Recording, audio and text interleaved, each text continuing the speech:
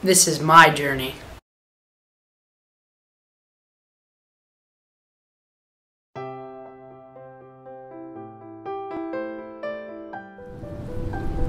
In school, one of my least favorite parts about writing a paper was having to type up the bibliography.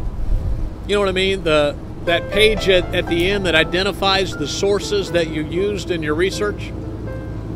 There's a perfect form for such pages and a lot of detail, and honestly, when I was finished with the paper, I really wanted to be finished. But as we come to the end of this journey, I think I need to tell you about my sources, and I really want to.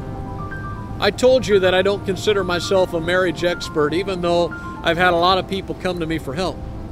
And I hope our conversation has helped you some. But I don't want you to leave thinking that I'm really smart or that the things I've told you are my own ideas, because they're not. When we talked about communication, I told you how to appreciate each other's differences, and when it comes to conflict, to build some boundaries so that both of you can feel safe. When we discussed other relationships, I told you to play king of the mountain and to put your marriage ahead of every other relationship on the planet.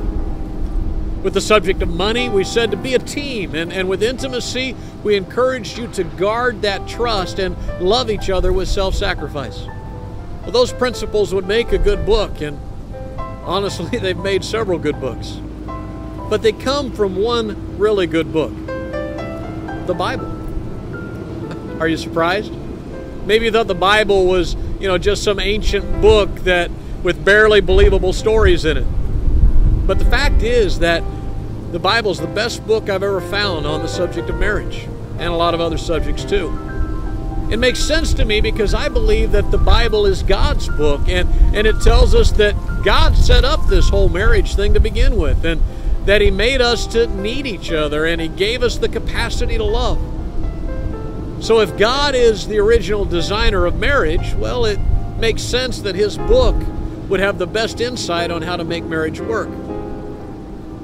Now, you may not believe what I believe about the Bible, and I respect that. But let me encourage you to get a copy and decide for yourself.